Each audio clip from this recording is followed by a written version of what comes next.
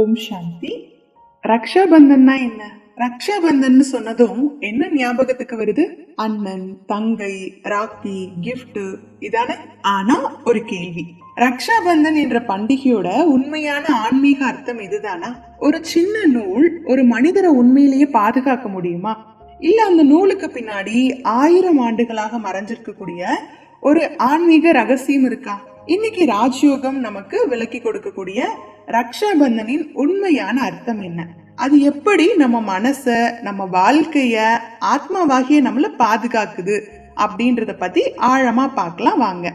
ஓம் சாந்தி.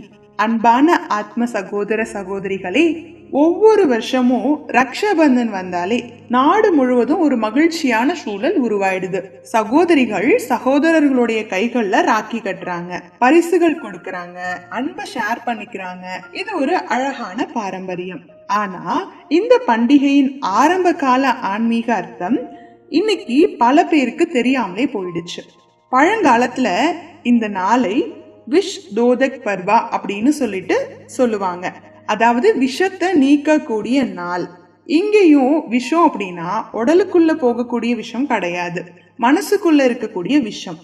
கோபம், பேராசை, அகங்காரம், பொறாமை, வெறுப்பு, பற்றுதல், இந்த எதிர்மறை குணங்கள் தான் உண்மையான விஷம்னு கருதப்படுது.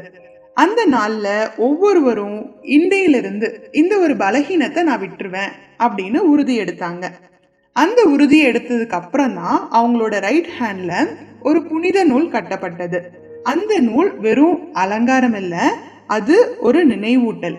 இன்று நீ எடுத்த உறுதியை மறந்து விடாதே, ஒவ்வொரு செயலும் தூய்மையோடு இருக்கட்டும் அப்படின்னு டெய்லி அவங்களுக்கு நினைவுபடுத்தக்கூடிய ஒரு ஆன்மீக சின்னம்.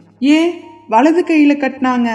ஏன்னா வலது கை நேர்மையின் அடையாளம். நாம பெரும்பாலான செயல்களை வலது கையினாலதான் செய்யறோம். அதனால ஒவ்வொரு முறையும் கைய பாக்குறப்போ நான் கோபத்தை விட்டுவிட்டேன், நான் தூய்மையான எண்ணங்களோட வாழணும் அப்படின்ற நினைவு வரணும்ன்றதுக்காக தான் அந்த நூல் ரைட் ஹேண்ட்ல கட்டுறாங்க.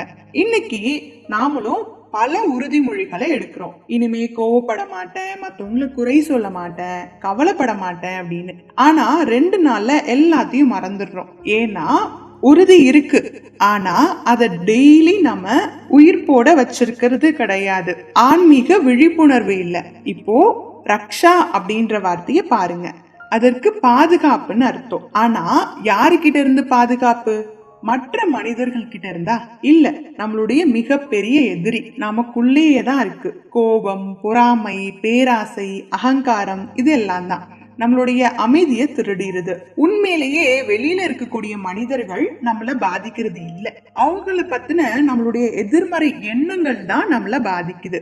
இதுக்கு ஒரு அழகான உதாரணம், ஒரு கப்பல் கடலுக்கு நடுவுல ஆயிரக்கணக்கான டன் தண்ணீர்னால சூழப்பட்டிருக்கு. ஆனா அந்த தண்ணீர் கப்பலுக்குள் நுழையாத வர கப்பல் பாதுகாப்பா இருக்கும். அதே போல வெளியில எவ்வளோ நெகட்டிவ்ஸ் இருந்தாலும் அது நம்ம மனசுக்குள்ள அனுமதிக்காத வர யாருனாலையும் நம்மளுடைய அமைதியை பறிக்க முடியாது. இதுதான் உண்மையான பாதுகாப்பு, இதுதான் ரக்ஷா. அப்படின்னா இந்த பாதுகாப்பை எப்படி நிரந்தரமா வச்சுக்கிறது? ஒரு வருஷத்துக்கு ஒரு டைம் ராக்கி கட்டிக்கிறது மட்டும் போதாது. ஒவ்வொரு நாளும் ஒவ்வொரு எண்ணத்திலையும் ஒவ்வொரு வார்த்தையிலையும் ஒவ்வொரு செயல்லையும் தூய்மைய பாதுகாக்கணும். அதுதான் உண்மையான ரக்ஷாபந்தன். அந்த தூய்மைய எப்படி நிலைநிறுத்துறது? இதற்கான பதில ராஜயோகத்துல கொடுக்கறாங்க. ராஜயோகம் நம்மள உள்ள அழைச்சிட்டு போகுது. நான் இந்த உடல் இல்ல, நான் அமைதியான ஆத்மா, நான் தூய்மையின் வடிவம் அப்படின்னு உணர ஆரம்பிக்கிறப்போ நம்மளுடைய இயல்பான நல்ல குணங்கள் திரும்ப வெளிப்பட ஆரம்பிச்சிரும். அது மட்டும் இல்ல, நாம பரமாத்மா கூட அன்பு நிறைந்த நினைவின் மூலம் இணைஞ்சிடுறோம். எப்பவுமே தூய்மையாக இருக்கக்கூடிய பரமாத்மா கிட்ட இருந்து அன்பு, அமைதி, சக்தி, தூய்மை நமக்குள்ள பாய ஸ்டார்ட் ஆயிடுது. அப்போ கோபம் பலகீனம் ஆயிடுது, பயம் மறைஞ்சிருது, அகங்காரம் கரையுது, உள்ள தூய்மை மலருது. இதுதான் ராஜயோகம். இதுவே ரக்ஷாபந்தனினுடைய உண்மையான ஆன்மீக அர்த்தம். அன்பான ஆத்ம சகோதர சகோதரிகளே, இந்த ரக்ஷாபந்தன்ல நாம மற்றவங்களுக்கு ஒரு கிஃப்ட் மட்டும் கொடுக்காம நமக்கே ஒரு மிகப்பெரிய கிஃப்ட கொடுத்துக்கலாமா? இன்று முதல் என்னுடைய ஒரு பலகீனத்தை விட்டுடுவேன். என்னுடைய எண்ணங்களை தூய்மையா வச்சுப்பேன். பரமாத்மாவோட நினைவுல இருந்து ராஜயோகத்தினால என்னையும் இந்த உலகத்தையும் தூய அதிர்வுகளால் நிரப்புவேன். இதுவே உண்மையான ரக்ஷாபந்தன்.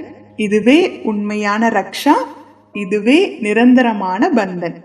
இதுவே ரக்ஷாபந்தனின் மறைக்கப்பட்ட ஆன்மீக ரகசியம்.